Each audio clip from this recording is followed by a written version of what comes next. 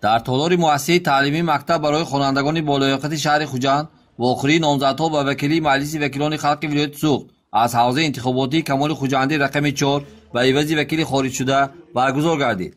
در ملاقات برنامه‌های پیش از انتخاباتی نامزدان به وکیلی مجلس وکیلان خلق ولایت سوخت از حوزه انتخاباتی کمال خوجندی رقم 4 فردوس شریفزاده رئیس شهر خوجند و محسن جباروف سرطبیب مرکز سالمگردانی و برقرارسازی سلامتی معیوبان و اشتراکچیان جنگ بزرگ وطنی ولایت از جانب شخصان با اعتماد آنها معرفی گردید.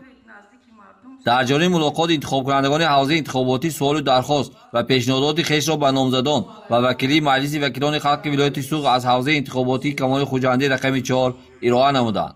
در انجام واخری رئیس شهر خوجند نامزد به وکیلی مجلس وکیلان خلق ولایت سوخت از حوزه انتخاباتی کمال خوجندی رقم 4 فردوس شریفزاده برآمد نموده از ساکنان محله‌های تیلاکان و تیمورملک دعوت به عمل آورد که با شکرگزاری از امن و آسایشگی و پایداری صلح و وحدت در آبادانی محل زیست، کارگاه و در مجموع شهر باستانی خوجند حصه خویش را گذارند. تاکید شد که صورت بخشیدن روند کارهای سازندگی و بنیادکاری و تقویت کارهای آبادانی و این وسیله تامین زندگی شایسته به مردم اساس فعالیت شهرداری را تشکیل می‌دهند. ما همگان در یک جایگی سرجمانه برای عملی نمودن دستور سپارش‌های پیشوای معظم ملت محترم امامی رحمان کوشش نموده شهر باستانی خوجند را باز هم آباد و زیبا و منور سازیم.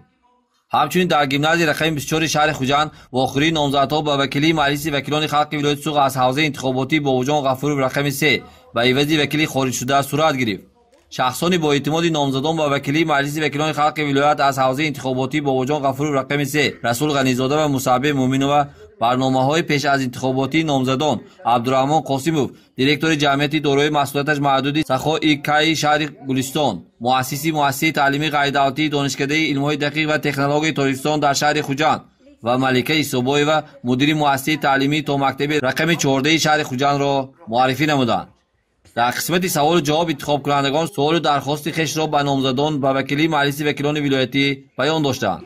باید قید نمود که در جریان ملاقات ها از انتخاب کنندگان دعوت به عمل آورده شد که در انتخابات وکیلان مجلس وکیلان خلق ولایت سوخت در حوزه انتخاباتی باباجان غفور رقم 3 و کمال خوجندی رقم 4 که روز 15 می سال 2022 برگزار می‌گردد فعالانه اشتراک نموده آواز خود را به شخصان ارزنده دهند.